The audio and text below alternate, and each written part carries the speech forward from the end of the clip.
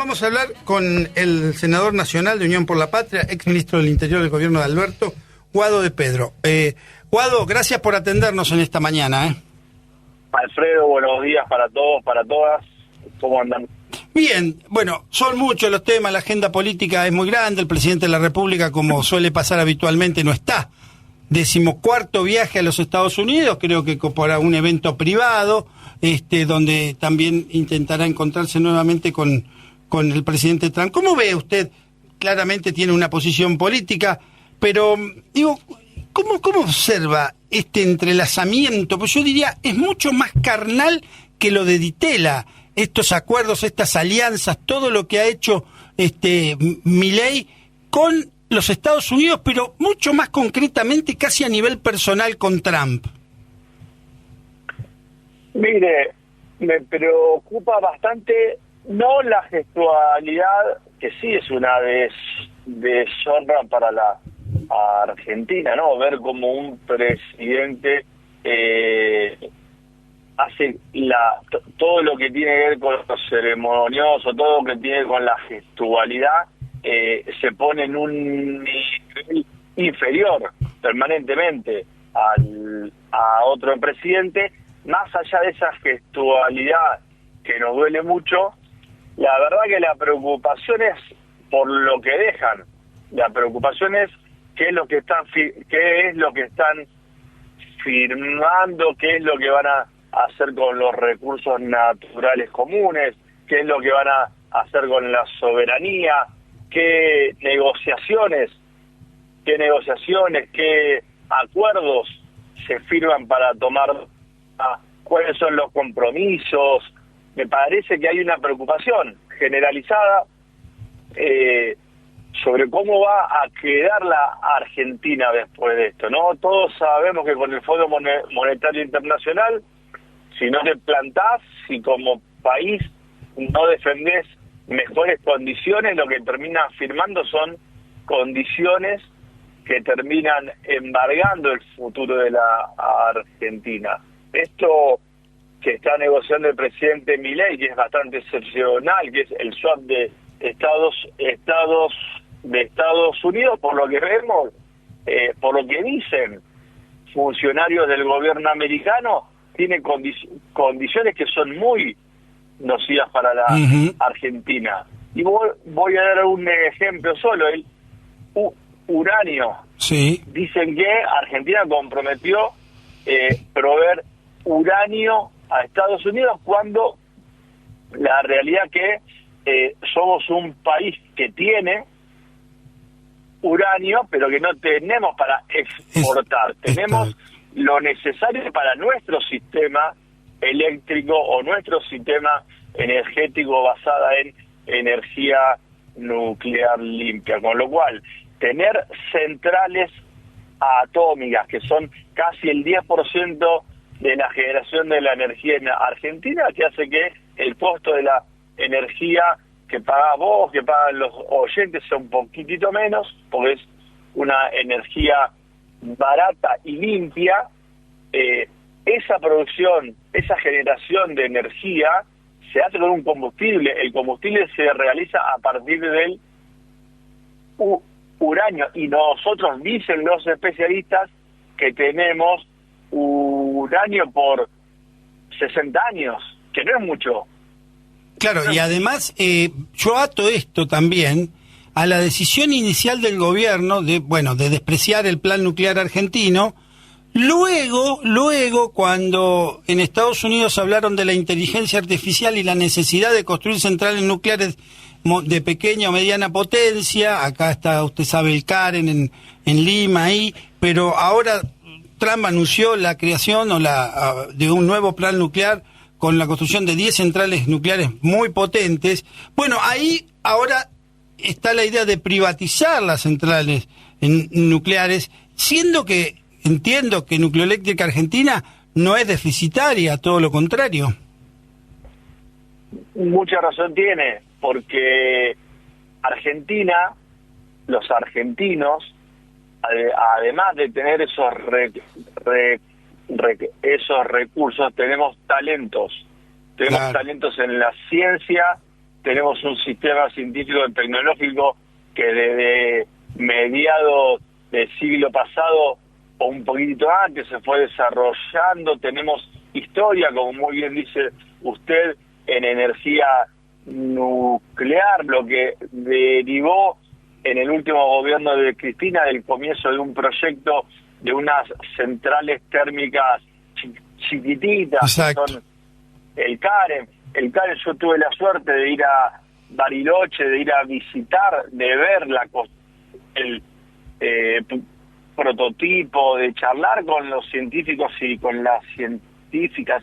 Y esos son logros argentinos, que tienen décadas de historia, de experiencia, de un científico sobresaliente que decide quedarse en la Argentina, cobrar un sueldo un poco más bajo que en el sector privado o que en el exterior, que decide también enseñar, que quizás es profesor en algún instituto como es el Balseiro. Digo, todo ese sistema tiene sus logros, como tiene sus logros la política satelital, que yo creo que el año que viene van a venir, así como este año fueron por la política nuclear, van a venir por la política satelital. Y sí, Guado, digo, todo lo que sea, al parecer, autonomía y soberanía argentina en materia científica, tecnológica, estos gobiernos, recordemos Menem paralizó la construcción de Atucha 2, paralizó el Plan Cóndor, paralizó la fábrica de aviones, todo eso va por ese lado. Esto es común al peronismo, salvo esa etapa crucial del menemato. Pero hablando de peronismo, Guado, ¿qué está pasando? Yo he hablado con distintos actores. Hay una profunda división, me da impresión a mí en el peronismo. El peronismo está peronismo, kirchnerismo, cristianismo, la cámpora, los otros muchachos que ayer cantaban, ni yanquis ni marxistas, como en los años 70, peronistas en la CGT. Digo, ¿usted cómo ve esto? ¿Lo ve con esperanza o ve con preocupación que el peronismo se pueda transformar como el PRI mexicano o los peruanos u otros partidos tan populares en el siglo pasado y en parte de y que ahora están en una inercia, ¿no? La Unión Cívica Radical. Mira, yo tengo un sentimiento doble. Primero, esperanza tengo siempre, cada vez que me surge un sueño del corazón, tengo fe y tengo muchísima energía para hacerlo, digamos, con lo cual, y así hay miles y miles de militantes peronistas que sabemos que estamos pasando una situación compleja. Primero, déjame decir lo más obvio, ¿no? El partido tiene a la presidenta del Partido Justicialista, 2 veces presidenta, 1 vez vicepresidenta, un cuadro, una dirigente y una estadista presa. Sí. Presa, como pasaba con Perón, ¿no? Digo, Perón ganaba las elecciones, no le podían ganar en las urnas, bombardearon la Casa Rosada, bombardearon la plaza, lo metieron en cana, lo obligaron al exilio, proscribieron el peronismo, no se podía nombrar la palabra Perón, Evita, no se podía cantar la marcha, no se podían leer libros, hasta que Perón volvió por esa militancia, por esa pasión argentina que tiene nuestro pueblo, y después otra vez el golpe, la persecución. Sí. Por lo cual los peronistas estamos un poco, lamentablemente, acostumbrados a... Bueno, la dictadura desapareció y mató a una enorme cantidad de gente, como sabemos, y gran parte o la mayoría de esa gente eran de extracción peronista o acompañaron al peronismo por alguna de sus vertientes. Pero le quiero preguntar esto también, porque usted está relacionando ahí a Perón y obviamente a Perón con Cristina. Pero algunos dicen que durante mucho tiempo, sobre todo en el gobierno de Cristina, a Perón no se lo nombraba mucho. Mire, peronismo se hace con los hechos, ¿no? Digo, mejor que decide realizar.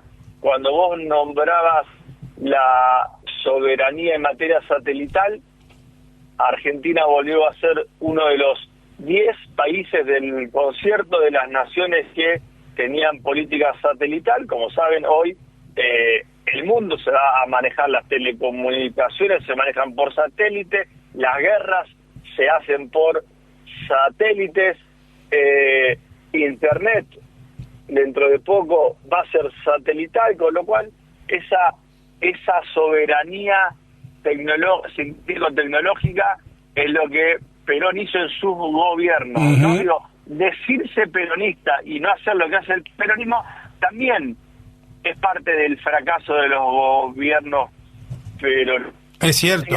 Que Menem, vos decías que Menem, que todos saben,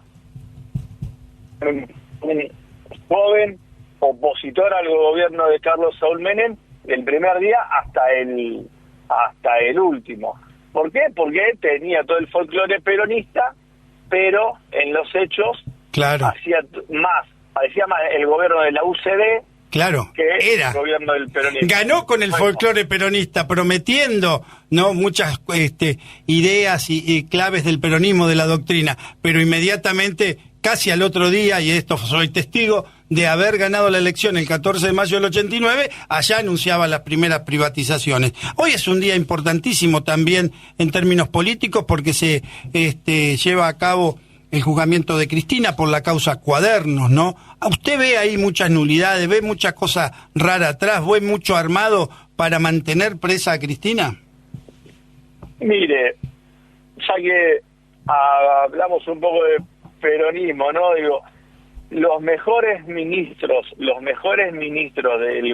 los gobiernos de Perón también fueron encarcelados, uno por un ticket de unas compras, otro por la caja chica. Digo, cuando hay persecución política, cuando el poder real, el poder económico se pone de acuerdo en que un dirigente político lo jode a casi todos, ahí es donde se ponen de acuerdo para comenzar la persecución. Claro. Antes, por suerte para nuestras generaciones, por suerte para las generaciones futuras, antes el freno a un dirigente que gobernaba para la gente, un dirigente que gobernaba para el bolsillo de los trabajadores, para las pymes, un dirigente que se plantaba ante determinados sectores de poder para defender la plataforma económica que le ofreció a los votantes, por la cual los votantes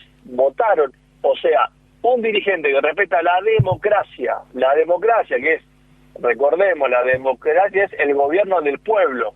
El pueblo vota entre varios candidatos, elige uno, ese uno o esa una ha hecho campaña prometiendo cosas y después tiene que hacer lo que prometió, ¿no? Bueno, los sectores de poder atacan a los dirigentes que interfieren con sus intereses. Eso pasó con Cristina. El último gobierno, Alfredo, permitió a la clase media argentina ampliar en su cantidad. 4 millones de personas que no eran clase media pudieron ser clase media. La clase trabajadora, que son clase media, que son muchos, tuvo el 50% del PBI en su bolsillo. Sí. O sea, hubo una redistribución entre sectores dueños de las empresas, que está bárbaro, que les fue muy bien, que ganaron mucho, que se crearon 250.000 empresas nuevas, que los famosos planes, que cuando asumió Néstor eran 2.300.000, terminaron en 275.000. Digo, todo eso tiene una factura. ¿Cuál es la factura? Que del otro lado se ponen de acuerdo muchos para joderte. Bueno. Está claro, Guado, eso, pero inclusive los medios de comunicación, las grandes empresas que son funcionales, que forman parte de todos esos grandes grupos. Ahora, digo, se le perdona mucho menos por todos esos manejos también cuando hay algún caso de corrupción a un gobierno progresista, popular, populista, si es peronista, mucho más.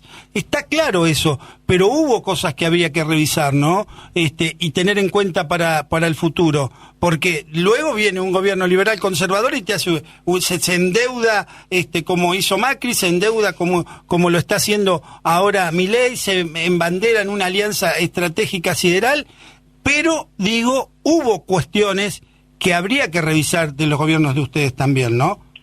Mira, son las reglas de juego, reglas de juego. Cuando gobiernan empleados de estos sectores que manejan el Poder Judicial, que manejan sectores de los medios, que tienen vínculos internacionales bastante fuertes, y bueno, ellos tienen impunidad para saquear, para robar, impunidad. En los gobiernos nuestros se gestiona para la gente, si no es imposible lo que hizo Néstor y Cristina de desendeudar a la Argentina, de llenar el bolsillo de los trabajadores, de pagar las deudas de los gobiernos que tomaban otros, de invertir a largo plazo en soberanía como era YPF, como es Vaca Muerta, como es el sistema científico tecnológico, como es en salud, todas las construcciones, la ruta, el tendido de red. Digo, es imposible que un gobierno se dedique al saqueo mientras construye eso y desendeuda. Es imposible fácticamente, no se puede. ¿Y qué falló, Guado, para que gobierne el gran Macri? Ponele que Macri es un dirigente histórico de la derecha, conservador, qué sé yo, para que llegue una suerte de mesiánico con un discurso tremendo como el que tuvo Milei, que ahora quiere morigerar. ¿Qué es lo que falló para que un Milei llegue más allá de la complicidad de medios de comunicación, del establishment? Algo tiene que haber pasado. Mira, primero te respondo la pregunta de antes, ¿no? Digo, primero déjame que te cuente, ya que vos me preguntaste por esta semana. Esta semana comienza otro show, otro show mediático más, el show de los cuadernos. Yo tengo el recuerdo de haber leído en esa época como en off, porque tenían muchísimo miedo los empresarios, en off decían los empresarios, el fiscal Stornelli o Bonadío me extorsionaban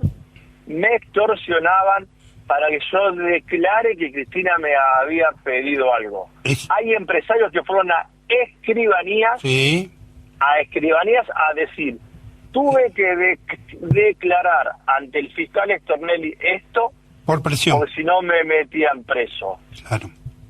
Hubo empresarios que tenían presos por no hacerle caso a estos sectores del Poder Judicial que querían que alguien declare que Cristina les había pedido a alguien.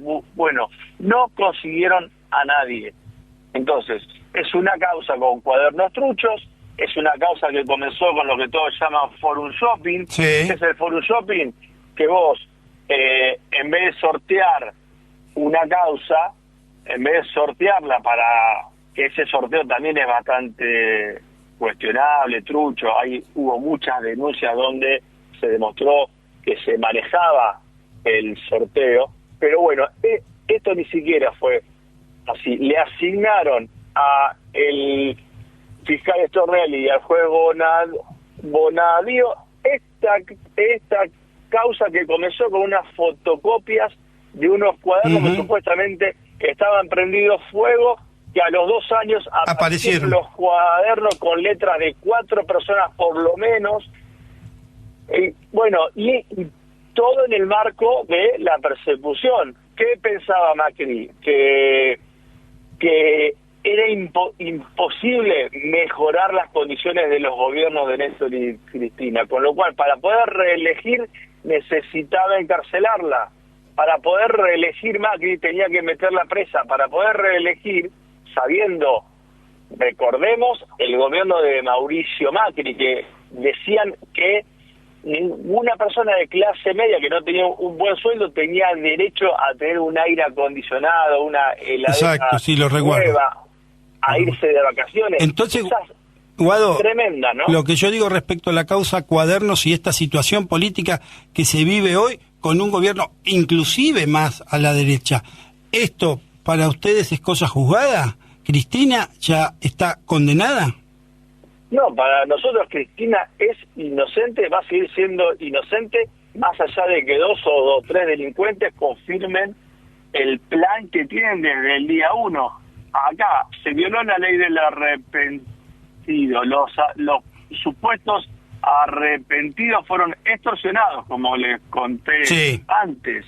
El juez Bonadío, todos sabemos sus vínculos políticos, cómo perseguía, a qué sectores de poder respondía en esa época. Los peritajes fueron contundentes, no se pudo determinar la fecha en que se han hecho los cuadernos. Hay más de 4 personas que escribían ahí. El juicio se basó en una fotocopia.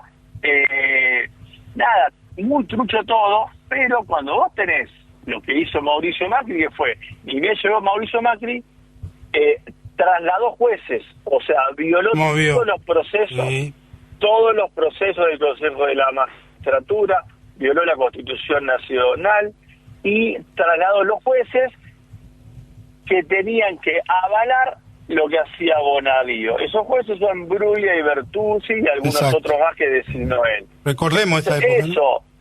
Bueno, es muy conocido, pero y es hasta aburrido quizás recordar la Corte Suprema sacándose una foto con el juez Moro de Brasil, que es el juez que encarceló, que encarceló a Lula. Hoy Lula es el presidente, hoy Lula volvió a poner a Brasil entre las 10 potencias del mundo, a Brasil y a la industria brasilera, a la tecnología brasilera, a Petrobras brasilera discutiendo a la par de las principales potencias del mundo. Pero es distinto Brasil, Guado, también, ¿eh? Estamos hablando, Guado, de Pedro. Vos fíjate que, por ejemplo, le hablábamos del tema nuclear y otras cuestiones. Bolsonaro no se atrevió a tanto, ¿no? Con el tema. Hay temas como estratégicos que Brasil se metieron en todo, pero hay algunas cuestiones en las que Bolsonaro tampoco se metió. Bueno, el panorama entonces es este que estabas planteando, una causa tremenda, amainada, con cantidad impresionante de nulidades, pero dijiste otro show. Es otro show, parte de la persecución, parte de el objetivo principal, que es sacar a Cristina de la cancha, porque saben que cuando un líder gobierna como gobernó ella, el recuerdo de la gente es bueno, el recuerdo de la gente, de su familia, de su bolsillo, si se pudo ir de vacaciones, si se pudo jubilar, si pudo conseguir un empleo, si se pudo comprar la moto, si pudo mandar a su hijo o hija al viaje de Bariloche o a donde sea, sin tanto esfuerzo como hoy. Hoy yo veo a los padres que tienen que elegir entre comprarle ropa o bancar un viaje, que muchos pibes y muchas pibas de clase media o ex clase media dejando la universidad porque no tienen para el transporte público. Muchos pibes como yo del interior, yo en los 90 tuve que dejar 2 veces la universidad por cuestiones económicas. Una familia de productores agropecuarios que en los 90 te fundías cada 2 años. Digo, vuelve otra vez esa clase media que deja de ser clase media y va para abajo. Y las clases altas. El recuerdo popular del último gobierno, en serio, es el de ella. Por eso el ataque sistemático. Pero gana Milei, Guado. Pero hay un montón de gente que vota a Milei y que ya no pertenece a las clases altas. Pero ¿no? Estos planes funcionan, Alfredo, estos planes funcionan. El plan psicológico, sociológico, mediático, que decís. Funciona. ¿Está aprobado eso, no? Por supuesto. Preguntale a los pibes qué piensan de Néstor, de Cristina. Los borran a Néstor Kirchner de la escena política. los pibes casi ni los que no son militantes informados. Es cierto lo que decís. Esto de los borran y a la que ponen es a Cristina en una agenda, como decía yo hace mucho, decía cambiar el Código Penal por el Código Procesal Penal por el Código Procesal Electoral. Claro.